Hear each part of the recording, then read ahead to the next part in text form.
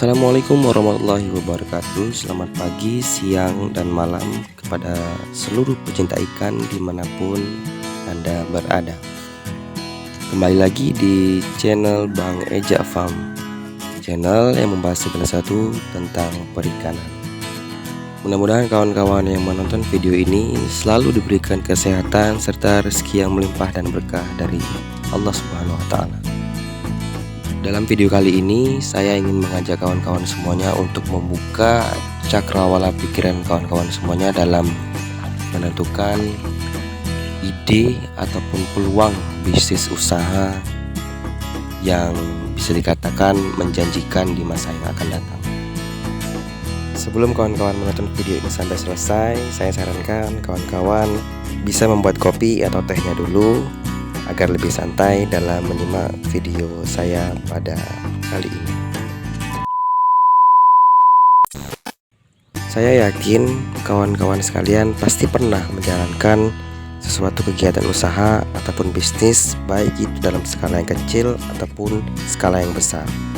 Dan saya yakin kawan-kawan yang menonton video ini pasti lebih banyak pengalaman dalam dunia pekerjaan atau dunia bisnis. Nah, kali ini saya akan mengkerucutkan lagi pokok permasalahan ataupun pokok pembahasan yang akan kita bahas pada video kali ini. Di sini sebelum kita lanjut lagi pada penjelasan berikutnya, kawan-kawan boleh minum dulu kopi yang tadi kawan-kawan buat, dan izinkan saya untuk memperlihatkan ataupun mengajak kawan sekalian untuk melihat kegiatan sehari-hari saya dalam menjalankan usaha bisnis di dunia pembibitan. Mungkin kata-kata perikanan ataupun budidaya perikanan di zaman dahulu saya rasa mungkin agak kurang ataupun jarang terdengar di telinga kita. Nah, seiring perkembangan zaman dan kemajuan teknologi yang ataupun kita alami sekarang ini, perikanan ataupun budidaya dalam bidang lainnya itu mulai diperhatikan oleh pemerintah ataupun masyarakat banyak. Karena mengingat hasil tangkapan alam pada zaman sekarang itu sangat jauh perbedaannya dengan zaman dahulu. Sebagaimana yang kita ketahui, hasil alam yang ada pada zaman dahulu itu sangat melimpah ruah. Nah, jadi mungkin kawan-kawan sekalian ataupun terkhususnya saya di sini itu ingat betul zaman dahulu, terkhususnya di tempat saya itu kalau mau mencari ikan itu kawan-kawan alangkah mudahnya.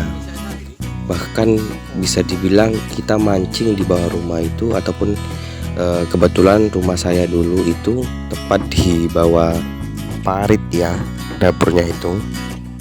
Pada saat itu sangat mudah sekali kawan-kawan untuk mendapatkan ikan.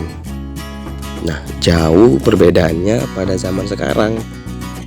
Bahkan untuk mendapatkan 1 kilo ataupun jangankan 1 kilo, 1 ekor ikan saja pada zaman sekarang ini di tempat saya ini susah gitu.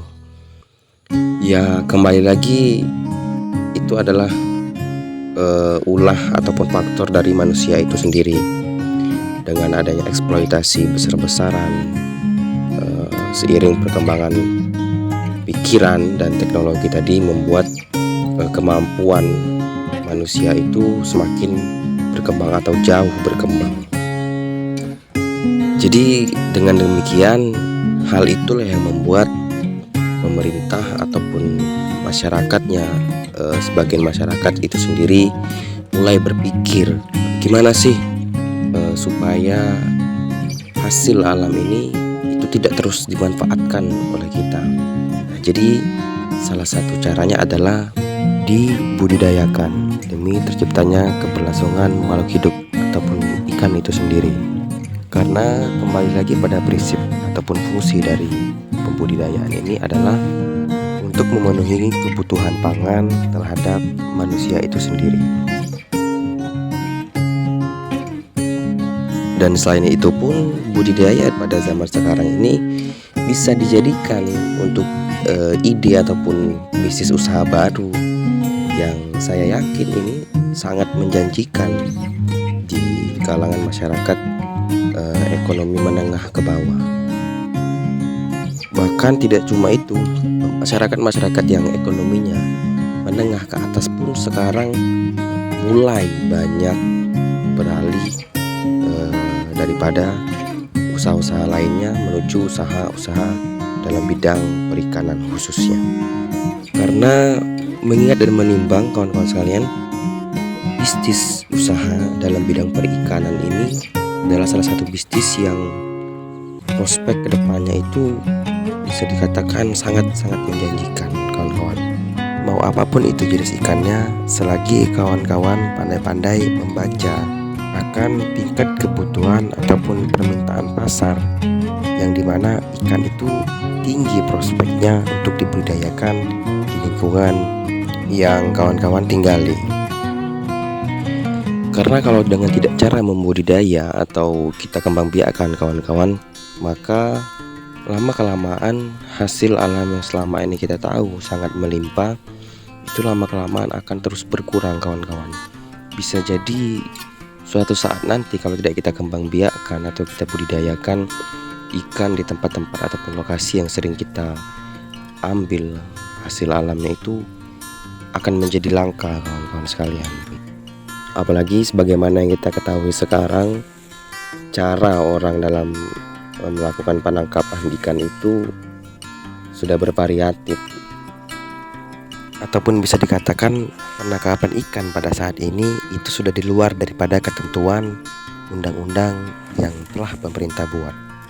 Terlepas dari masalah itu semua, kalau kita perhatikan lagi, kemajuan ataupun tingkat kemajuan ekonomi masyarakat kita ini semakin tinggi kawan-kawan.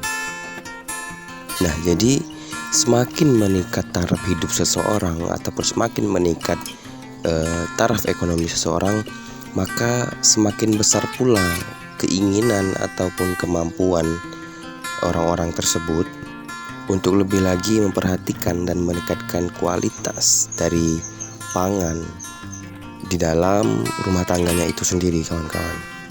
Berbeda hal dengan zaman dahulu kawan-kawan. Ibaratnya kalau zaman dahulu kita tidak ada lauk, itu nasi dengan garam aja udah cukup. Lain dengan zaman sekarang itu ibu rumah tangga lebih memperhatikan sumber pangan ataupun gizi untuk anak-anak mereka.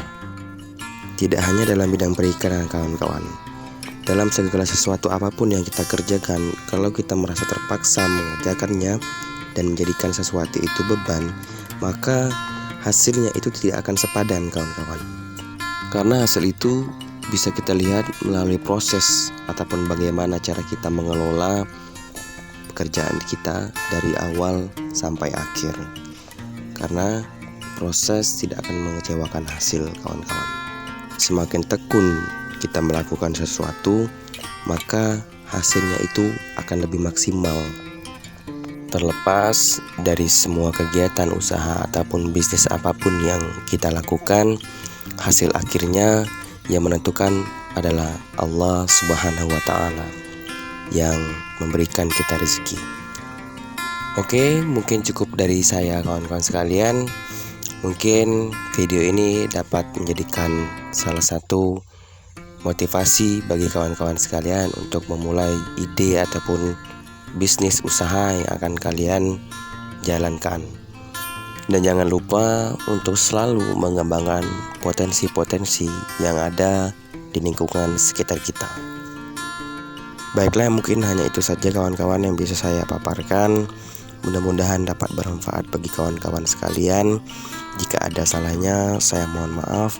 Jika ada baiknya, maka ambillah manfaatnya.